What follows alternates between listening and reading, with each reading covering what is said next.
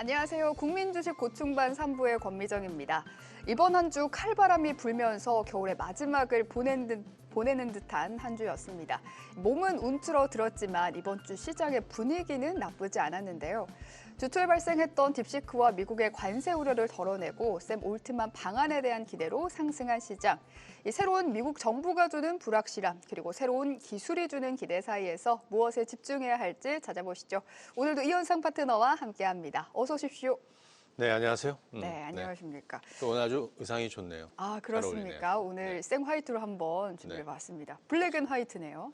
잘 어울리네요. 네, 흑백 요리사 같은 네. 국고초입니다. 우리 이번 주 시장 한번 보시죠. 이번 주 우리 시장 날씨는 되게 추웠어도 시장 분위기는 나쁘지 않았던 것 같아요. 맞아요.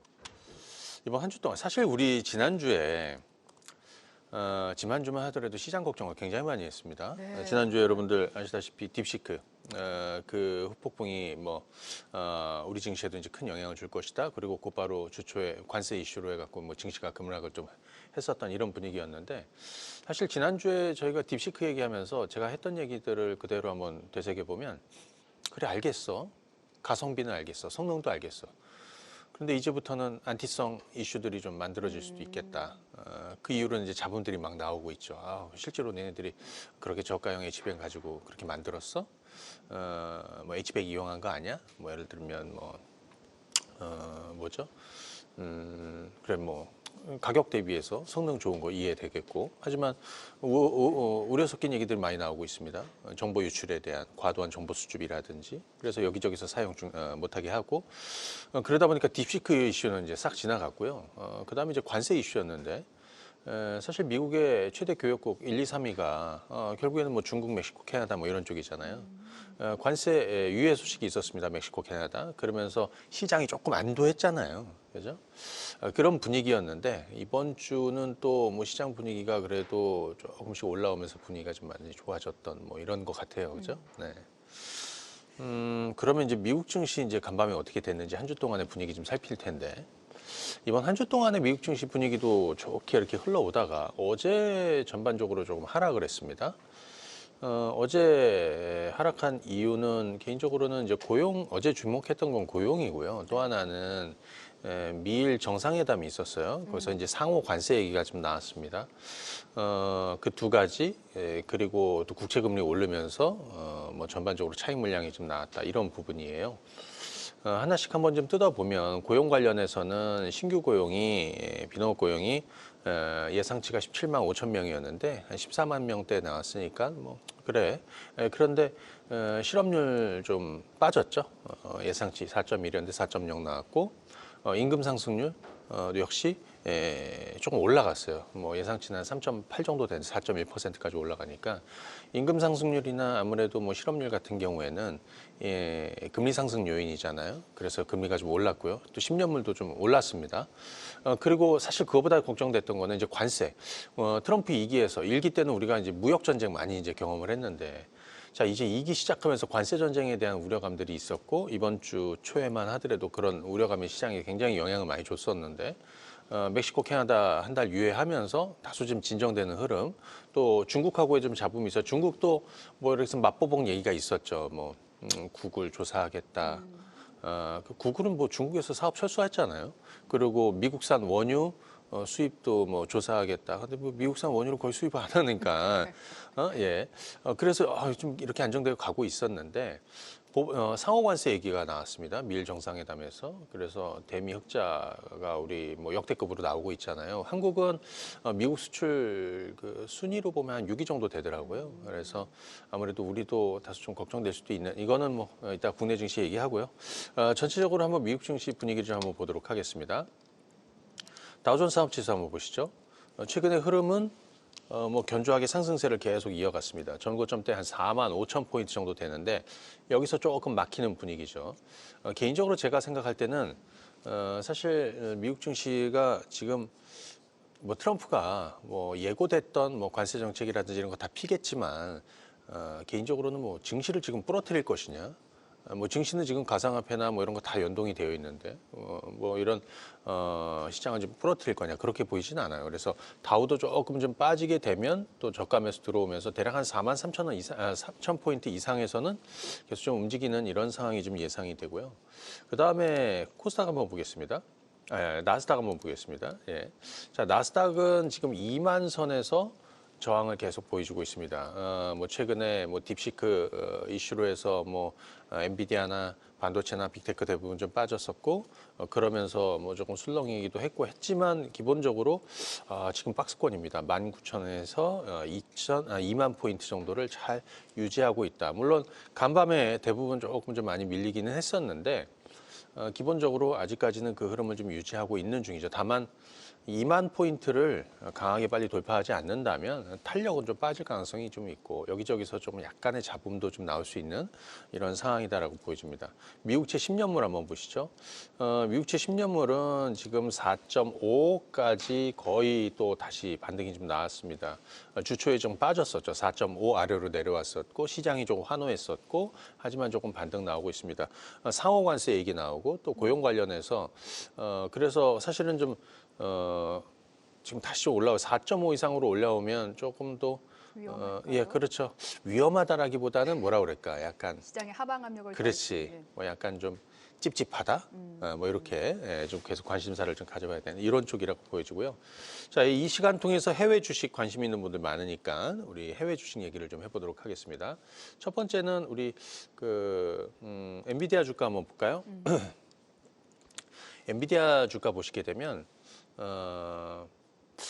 지금 이게 한 이쯤 되는 것 같아요. 한 120달러까지 떨어졌던 게 뭐 최근에 우리 뭐 딥시크 이슈로 해가지고 엔비디아 주가가 좀 주저앉았었는데 사실 여기서 이 아래로 깨졌다라고 하면 이거는 그게 그 악재가 계속 이어지는 거죠.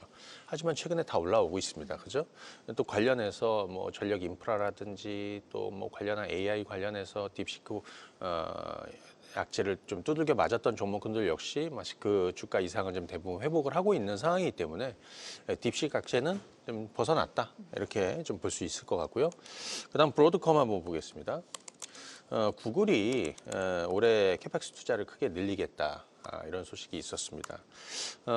그러면서 자체 칩을 또 그 생산. 근데 거기에서 사실은 수혜는 브로드컴이 가져갈 것 같다. 이런 부분이거든요. 근데 브로드컴 주가도 간밤에 주가가 좀 떨어졌어요. 그래서 제가 볼 때는 뭐 에이직 이런 주문형 반도체 이런 쪽 시장도 좀 이제 앞으로 좀 성장을 할 것이고 브로드컴 같은 경우도 대략 한 200에서 210달러 정도 하단을 한번 좀 기다려보는 전략이 좋겠다. 이렇게 한번 좀 보시면 좋을 것 같고요. 제가 암홀딩스 패밀립스 업체 암홀딩스 얘기를 뭐 지난주에도 좀 드렸고 자 보시면은 뭐 암홀딩스 같은 경우에는 우리가 과거에 상장 이후에 그게 2023년이었거든요. 70달러에서 상장한 다음에 50달러 아래로 가서 야, 이 자리는 정말 좋은 자리다. 그래서 한 150달러 뭐 이렇게 이상으로 좀 올라왔었는데 최근 1년 동안 이제 거의 횡보했다라고 그랬죠. 그리고 이제 다시 한번 주목받는 시기가 왔다라고 말씀을 드렸습니다. 이번 한 주 동안의 분위기가 좋았고 170달러도 넘었었거든요. 근데 이제 간밤에 주가가 조금 좀 밀렸습니다. 그런데 개인적으로 제가 올해 암홀딩스도 190달러 이상을 좀 보고 있다. 이거 한번 관심 있게 보시면 좋을 것 같고요. 이번 주에 실적 발표했었던 일라이 릴리 있죠.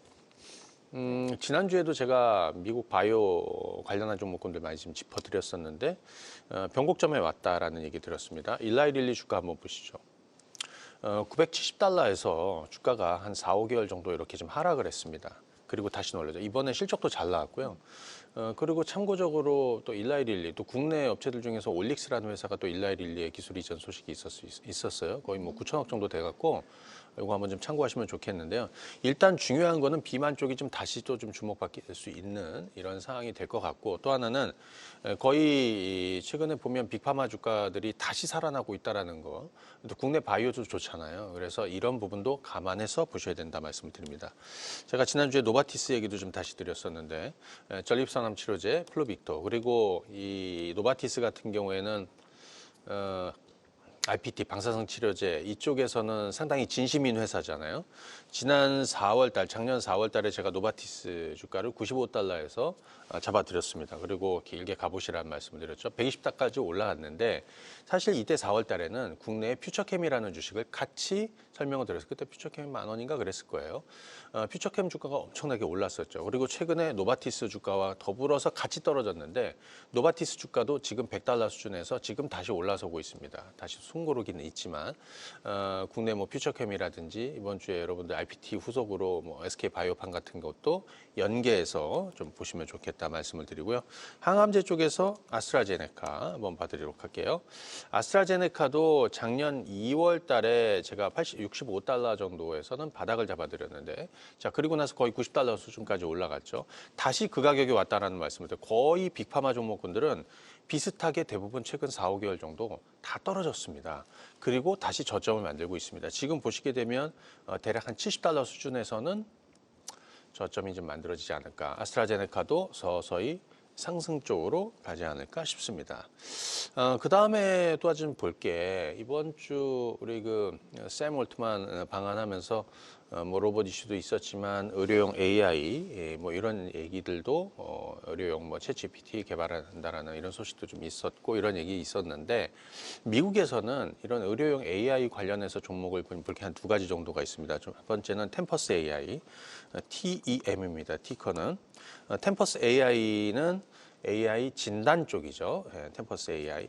자, 지금 35달러, 40달러 수준에서 지금 60달러 수준으로 좀 올라가고 있습니다. 이전 고점이 대략 한 80달러 정도 수준이 되는데 기본적으로 제가 볼 때는 이 80달러 수준을 한번 돌파 시도가 1분기 중에 나오지 않을까 싶습니다. 한 번쯤은 좀 눌릴 것 같으니까 60달러 초반이나 60달러 아래에서 한번 좀 지켜보면 좋을 것 같고요.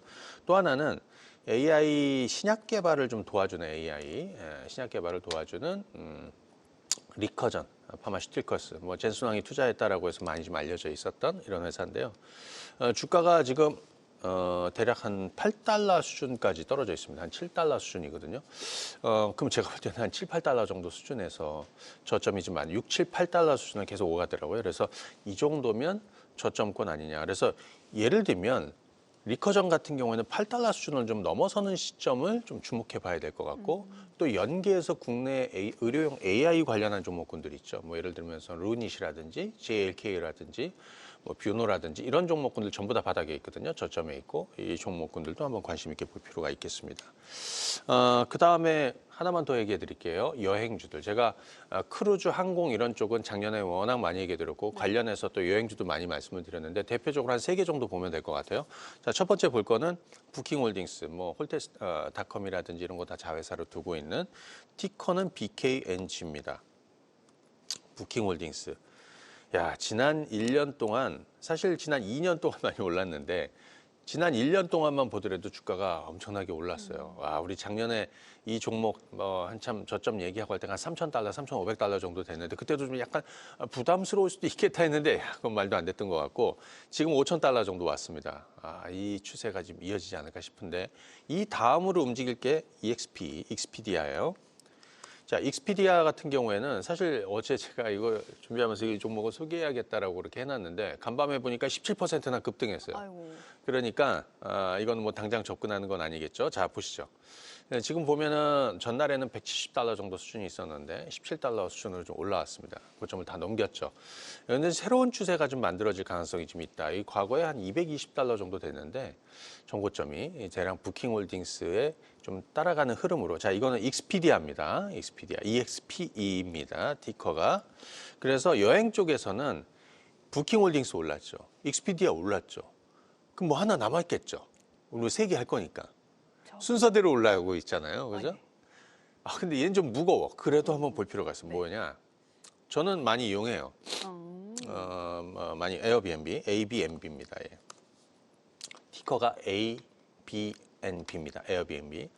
지금 에어비앤비 같은 경우에는 조금 최근 들어서 어떤 성장성이 좀 정체가 됐다라는 얘기들도 좀 있는데 그럼에도 불구하고 주가는 저점인 것 같아요. 예를 들면 크루즈 쪽에서 뭐 RCL, 로얄 캐리비안 크루즈라든지 뭐 노르웨이전이나 이런 종목군들 먼저 오르고 카니발이 따라가는 것처럼 항공 쪽에서 델타나 유나이티드 항공이 먼저 올라가고 아메리칸 에어라인이 따라가는 것처럼 그래서 여행주 부킹홀딩스나 익스피디아가 좀 먼저 움직이고 에어비앤비가 저점에 있으니까 야 너도 좀 키 맞추기를 해야 되는 거 아니야? 이렇게 볼 수 있다는 거죠. 자, 에어비앤비 주가는 지금 대략 한 $130 정도 수준에 있습니다. 125에서 130 초반 정도면 저점권이 아닌가 관심 있게 한번 보실 필요가 있다.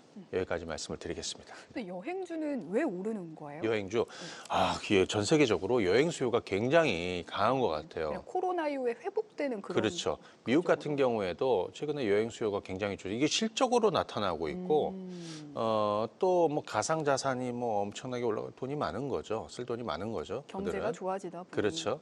그래서 거의 뭐 여행주만 움직이는 것이 아니라 크루즈나 항공주들도 지금 거의 호황을 보이고 있잖아요. 주가가 말해주고 있죠. 우리랑은 조금 별개지만 미국 주식은 약간 우리가 생각하는 우리나라하고는 좀 별개로 조금 다르게 봐야 된다는 것도 있는 것 같아요. 네, 여기까지 하죠. 네. 아우, 여행도 많이 가고 참 부럽습니다. 우리도 한번 언제 가야 되는데 말이죠, 그죠?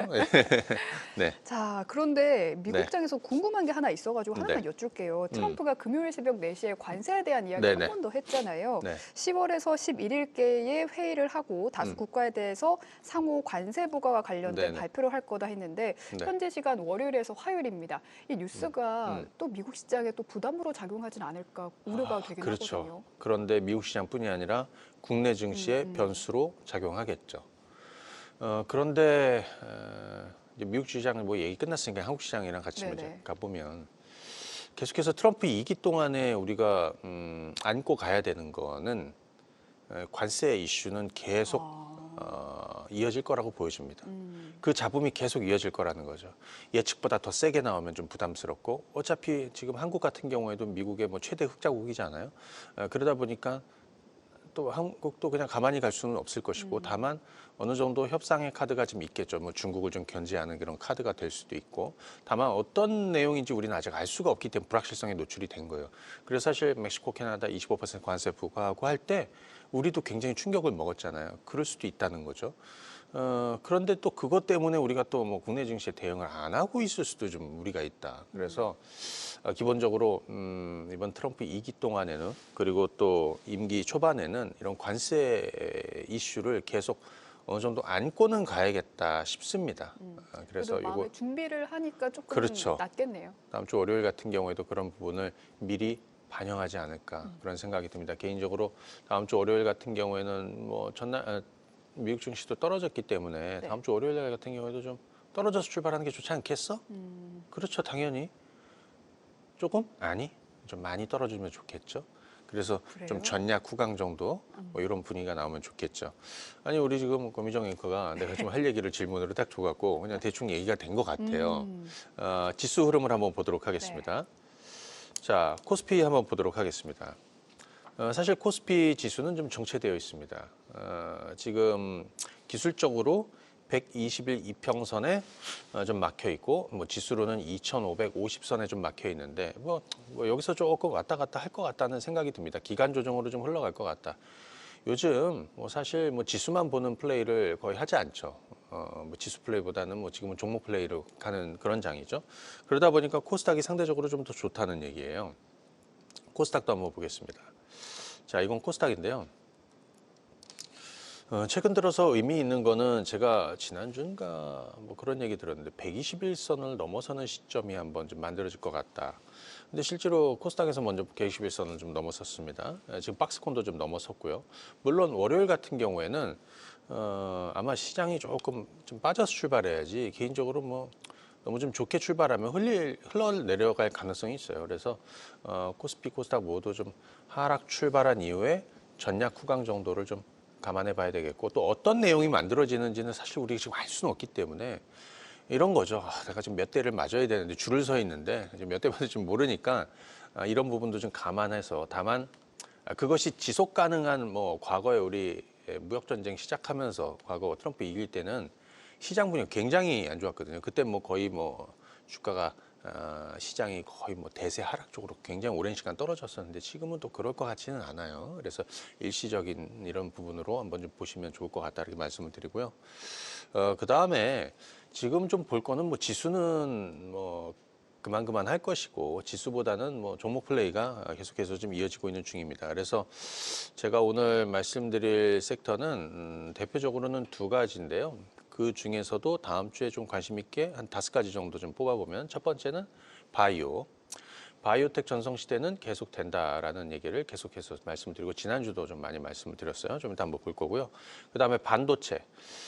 제가 반도체 같은 경우에는 지금 당장은 뭐 전성기는 아니더라도 바이오 저희가 2023년에 바닥을 잡았던 그때부터 준비를 했었죠. 바이오 같은 경우는 지금 엄청나게 성과를 냈잖아요. 작년에도 그렇고 올해도 그렇고 그것처럼 반도체도 지금은 준비해야 되는 시기다라고 보여집니다. 로봇도 여전히 진행형이죠. 로봇도 이번에 보니까 뭐 간밤에 뭐 얘기들이 많아요. 뭐 최태원 회장도 휴머노이드에 이제 집중해라, 키워야 된다, 뭐 이런 얘기도 좀 나오고 있고 또 테슬라 같은 경우에도 자사의 그 휴머노이드 로봇이죠. 뭐 매년 10배씩 만들어낼 것이다. 뭐 이런 얘기들 좀 나오고 있습니다.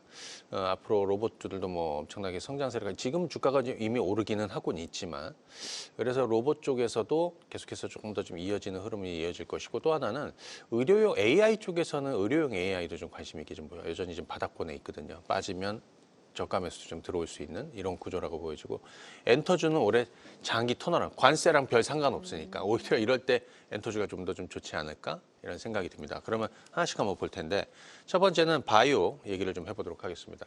바이오텍 전성시대. 자, 계속 진행형입니다. 우리가 2023년에 제가 바이오텍 바닥주로 말씀을 드리면서 바이오텍 전성시대를 이제 준비해야 된다라는 얘기를 드리고 2023년 하반기에 또 큰 성과를 냈고 2023년 하반기 그다음에 작년 2024년에도 엄청나게 좋은 성과를 냈는데 이제 쉴 만큼 쉬었다가 다시 움직이기 시작을 한다라고 그랬죠. 지난주에 우리 좀 집중해서 많이 얘기해 드렸어요. 대표적으로 삼성바이오로직스 한번 보겠습니다. 삼성바이오로직스가 자 여러분들 이제 축하드립니다. 지금 드디어 110만 원 넘어서서 신고가로 올라섰습니다. 여러분들 잘 기억해 주셔야 돼요. 자, 삼성바이오로직스의 바닥을 가장 먼저 잡은 사람이 누구야? 우리 국고초 3부에서 75만 원대. 자, 그때 삼성전자, SK하이닉스가 이 꼭대기에 있었습니다. 그거 팔아서 일로 가셔야 된다는 얘기 들었고 그때 제가 제시해 드린 게 100만 원 넘을 거란 말씀을 드렸고 최근에 100만 원 아래로 내려왔을 때 자, 오히려 100만 원 안에 좋은 기회고 정고점 110만 원 넘을 거라고 그랬죠. 자, 그럼 이쯤에서 좀 얘기를 해드려야 돼요. 삼성바이오로직스는 뭐 실적도 계속 좋아지고 뭐 4공장 풀가동도 이제 기대가 되고 뭐 5공장 선주문도 들어올 것이고 6공장 증설에 대한 이런 모멘텀도 있겠지만 그런 거 다 떠나서 최근에 이 CDMO 쪽에서는 글로벌 CDM의 1, 2, 3, 4위가 론자, 캐틀란트, 그다음에 3번이 우시바이오로직스, 4위가 삼성바이오로직스입니다. 미국이 중국 견제하면서 우시바이오로직스 포지션이 많이 줄어들 것이고 그 반사익을 삼성바이오로직스가 가져갈 것이다. 그런데 최근에 삼성바이오로직스가 론자를 위협하고 있다는 얘기들이 좀 많이 나오고 있어요. 그래서 저는 삼성바이오로직스의 어떤 이제 물 만난 겁니다. 때가 온 겁니다. 그래서 삼성바이오로직스 목표가를 너 얼마 부를 거야? 저는 75만 원에 제가 이번 저점을 좀 말씀드리면서 곱하기 2하면 얼마죠? 150만 원. 150이죠. 네. 지금 증권사 목표가 130만 원 중반 정도 나오고 있는데 저는 140 이상 갈 거라고 보여집니다. 그래서 삼성바이오로직스 자 오늘 좀 가지고 계신 분들도 많이 전화 좀 주시고 예, 좋은 성과 내시고요. 자, 두 번째 ABL 바이오 한번 보겠습니다. 최근에 제가 이 바이오테크 종목군들 중에서 상대적으로 못 오른 종목 얘기를 많이 합니다. 2023년에 제가 바이오텍 전성시대 얘기할 거다 바이오테크 종목군들 중에서 첫 번째 알테오젠, 두 번째 리가켄 바이오, 세 번째 한올 바이오 파마였습니다. 그리고 2024년에 가서 ABL 바이오 바닥 얘기를 해드렸는데 아시는 것처럼 우리 알테오젠, 리가켄 많이 올랐죠. 알테오젠은 어마어마하게 올랐고 ABL 바이오 상대적으로 덜 올랐다는 거예요. 그거를 지난 12월, 1월에 계속해서 말씀을 드렸던 거고 3만 원 아래 좋은 자리다. 4만 원 가고 우리 이거 지난주, 지지난주에도 전화 통화도 했던 것 같아요. 제가 4만 원 부근에서는 다소 승고를 있겠지만 저는 정고점 이상을 본다라는 말씀을 드렸습니다. ADC 그리고 이중항체 ADC 쪽에서 ABL 바이오 안 볼 수 없는 거고요. 소위 BBB 이 뇌혈류 장벽, 이 BBB 플랫폼에서도 ABL 바이오. 그래서 사실 이 거리들이 많다. 추가적인 기술 이전 기대감도 또 최근에 이제 뭐 산오피 쪽에서도 뭐 좋은 결과도 좀 나올 것 같고. 그래서 지금 ABL 바이오 같은 경우에는 43,000원 이상으로 저는 간다라고 보고 있습니다. 뭐 이것도 한번 참고해서 보시면 돼요. 물론 잡음이 좀 있을 수는 있겠지만요. 그 다음에 퓨처 RPT 쪽 한번 보시죠. 아까 제가 노바티스 얘기를 드렸는데 RPT 쪽에서 진시민 회사가 노바티스죠. 거기에 반사이 또 뭐 같이 움직였었던 거 작년 4월에 노바티스 바닥을 잡아들면서 퓨처캠 역시 바닥을 잡아들였습니다. 이때 10,000원이었고요. 이게 30,000원까지 올랐었던 거죠.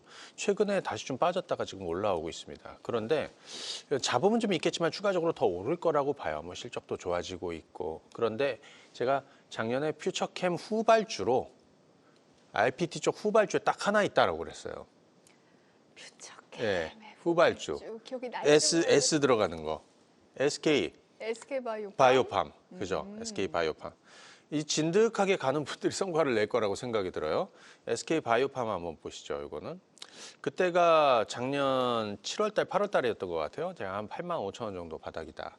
그래서 85,000원 하던 게 13만 원까지 올랐다가 최근에 이건 어쩔 수 없습니다. 이때는 바이오주들이 독주 체제가 깨지면서 차익 물량이 나오고 그 사이에 뭐 재건주도 오르고 조선도 오르고 뭐 이것저것 막 오르면서 그 시기가 4개월 정도, 많으면 5개월 정도 거친 거예요. 한 4개월 정도 거친 것 같아요. 그리고 이번에 실적도 워낙 잘 나왔고 SK 바이오팜 같은 경우는 미래 성장 동력을 RPT하고 TPD, 단백질 분해하는 기술 이쪽에서 잡고 있는데 관련해서 국내 대표하는 종목입니다. 그래서 저는 역시 13만 원 이상 갈 것 같다. 다만 이제부터 13만 원 부분은 줄이고 늘리고 하면서 길게 가는 게 맞다. 이렇게 말씀을 드리고요. 한 두 가지만 더 말씀을 드릴게요. 첫 번째 리가켄 바이오. ADC 쪽은 진짜 수백조 시장으로 성장할 겁니다. 당연히 그러니까 빅파마가 수십 조씩 들여가지고 투자를 하지 않겠어요? 2023년에 화이자가 시젠 인수하는데 56조 들었다고 그랬죠. 한 달 뒤에 에브비가 이뮤노젠 12조인가 13조에 인수합니다. 그해 말에 아스트라제네카도 중국의 이중항체 ADC 기업 시스트 이뮤는 10조 이상 주고 인수를 합니다. 그러니까 수십조에 달하는 이런 조단위 딜이 계속 이루어지고 있다는 건 그 시장이 어마어마하게 커진다는 거예요. 제가 리가켄 바이오의 미래를 다이치 산교라는 일본 ADC 업체에서 보시라고 그랬는데 그게 사실 그 종목이 가장 많이 올랐죠. 전 세계적으로는 제약 바이오 쪽에서는 저는 고점 트라이를 할 거라고 보여집니다. 물론 뭐 시장에 잡음도 좀 있어서 조금 늘릴 수도 있겠지만 리가켄 바이오는 여전히 관심 대상이고요. 하나 더 본다면 한올 바이오파마. 한올 바이오파마도 이뮤노반트 임상 3상 결과를 좀 기다리고 있습니다. 자가면역 질환 치료제 이쪽이고요. 시간 관계상 빨리빨리 말씀을 드리면 한올 바이오파마도 한번 관심 있게 보시고 그다음에 우리 과거 미국 생물보안법 관련한 이런 수혜 종목해서 삼성 바이오로직스도 있었고 최근에 바이넥스가 FDA CGMP 인증 받았잖아요. 그리고 또 하나가 ST팜. ST팜은 작년에 빅파마 4개가 붙었단 말이에요. 제론, 노바티스 이런 다 붙었습니다. 올해 실적이 다 붙는 거예요. 이게 올해거든요. 그러니까 ST팜을 후속주로 보시면 됩니다. 제가 반도체 얘기를 이제 마저 좀 해야 되는데, 자, 반도체 이제 간단히 좀 얘기해 볼게요. 자, 정리를 한번 해서 반도체 전성시대를 준비해보자. 라는 말씀을 드리고 있습니다. 물론 최근에 반도체주들이 제가 1월 달 들어서 반도체 바닥 얘기를 하면서 주가 올랐다가 관세 이슈로 한번 술렁했잖아요. 딥식하고 관세 이슈로. 그런데 이제 다시 좀 올라서고 있습니다. 저는 반도체를 왜 바닥으로 놓고 보고 있어? 이렇게 얘기한다면 최근에 미국의 ISM 제조업 PMI 보시게 되면 제조업 지수가 50 이상 올라왔습니다. 우리 이쪽이 굉장히 제조업 쪽이 좋았어요. 50 이상 올라갔을 때.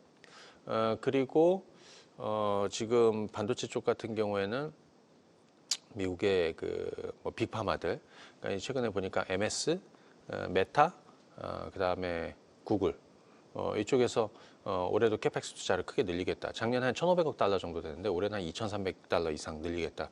아마존만 하더라도 1,000억 달러 투자한다라고 합니다. 그러니까 자기들 투자는 계속 하겠다라는 것이죠. 그리고 최근에 뭐 반도체 쪽 같은 저가 매력 상당히 좀 있다라는 거고요. 그리고 이번 주만 보더라도 뭐 삼성이 폐쇄형 AI 접고 자사의 가우스 접고 이제 외부 AI 이제 적용한다라고 하죠. 여기에 뭐 스타게이트 적용이 진입을 할 것 같고 그래서 뭐 전체적으로 이런 시장 분위기도 반도체 업종에 조금씩 이제 좀 살아나는 쪽으로 가지 않겠나. 세부적으로 좀 더 말씀을 드리겠지만, 그래서 저는 지금이 최악을 지나고 있는 거라고 보여지고요. 그다음에 주가가 바닥이라고 놓고 보는 겁니다. 다만 하나 보시죠. 삼성전자하고 SK 하이닉스 얘기를 한번 해볼게요. 이게 삼성전자입니다. 지금 삼성전자 주가는 대략 5만 원대에서 6만 원 사이, 5만 원 초반대 이렇게 머물러 있죠. 재미난 게 하나가 있는데, 이 삼성전자고요. SK 하이닉스 주가는 지금 이런 식으로 올라와 있어요. 그죠? 대조적입니다. 근데 앞으로는 이게 좀 변할 수도 있다는 생각이 들어요. 최근에 외국인들은 SK 하이닉스를 좀 사고 삼성전자 매도하고, 기관 투자자들은 거꾸로예요. 기관 투자자들은 삼성전자를 좀 사고 SK 하이닉스 조금 파는 구조거든요. 3월이 되면 공매도가 재개됩니다. 아마 변화가 있을 외국인들 입장에서는 SK 하이닉스는, 자 한번 보실까요, 여러분들? SK 하이닉스. SK 하이닉스 주가는 어찌됐든 느낌상으로는 최근에 조금 올라섰다라는 쪽으로 좀 볼 수 있을 것 같아요. 자, 그렇다면 개인적으로 저의 생각은 뭐냐면, SK 하이닉스 쪽은 2월 달 들어서 주가가 좀 오를 때 비중을 좀 줄여가는 거, 거꾸로 삼성전자는 반대로 늘려가는 거, 이런 쪽으로 보시면 좋을 것 같고, 삼성전자도 좀 전에 말씀드렸던 자사의 그 폐쇄형 AI 플랫폼 가우스를 이제 접는다는 쪽으로 가는 거죠. 이번에 이재용 회장도 사법 리스크가 해소가 됐죠. 이심무죄를 받으면서. 그리고 곧바로 그 다음날 샘 올트먼 손정혜 회장과 미팅을 하면서 그 다음에 좀 바뀐 거죠. 그리고 나서 곧바로 AI, 외부 AI를 적용하겠다라고 하잖아요. 뭐 사실 많이 얘기가 되는 겁니다. 스타게이트 진입할 때 예를 들어서 그들이 엔비디아를 제외하고 뭐 HBM도 그렇겠지만 뭐 비메모리나 뭐 아니면 뭐 레거시 쪽이나 이런 쪽에서 자들이 원하는 쪽으로 가기 위해서는 그 방향으로 가야 된다. 그렇게 되면 아무래도 어제 뭐 가온칩스나 뭐 디자인하우스 주가도 많이 올랐었고, 물론 유리기판 얘기도 있었지만 이런 쪽도 한번 좀, 어제 뭐 아무래도 뭐 테스트 장비, 후공정 테스트 장비 쪽도 뭐 두산 테스나나 이런 것도 좀 많이 올랐었거든요. 그래서 이런 게 다 연계돼 있는 거라고 봅니다. 몇 가지 한번 좀 종목을 좀 보도록 할 텐데요. 첫 번째는 가온칩스 한번 보겠습니다. 이거 제가 디자인하우스 1월부터 계속 밀고 있는 몇 가지 회사가 있었죠. 가온칩스, AD 테크놀로지, 삼성향입니다. 그리고 뭐 자율주행 관련해서 칩셋 미디어나 뭐 우리 뭐 텔레칩스 같은 것도 얘기 드렸지만, 지금 가온칩스가 어제 15%나 올랐습니다. 주가 한번 보시죠. 12만 원대 있던 게 지금 4만 원 정도 수준을 좀 올라서고 있고, 어제 굉장히 좀 의미 있는 흐름을 좀 보였거든요. 삼성의 파운드리로 갈 때 이걸 안 하고 갈 수가 없죠. 자, 우리가 시간이 많지 않아서 가온칩스, 그 다음에 AD 테크놀로지도 바닥에서 올라서 주고 있습니다. 그리고 또 하나 잊혀졌던 종목 하나 알려드릴게요. 퀄리타스 반도체. 자, 이거 많이 잊혀졌을 거예요. 삼성 파운드리의 그 팹리스 고객의 반도체 IP를 제공하는. 근데 이게 뭐 보시게 되면 AI, 로봇, 뭐 자율주행, 뭐 데이터 센터 다 합니다. 이제 조금 살아날 시기라고 보여집니다. 주가가 이렇게 좀 턴어라운드 하고 있고, 지금 12월 지나서 1월 점차적으로 이제 살아나고 있어서, 과거에 이 종목이 가장 좋았을 때 5만 원이었고 지금 만 원대에서 살아나고 있는데, 이제 한번 좀 관심 있게 보셔야 될 시점이 됐다.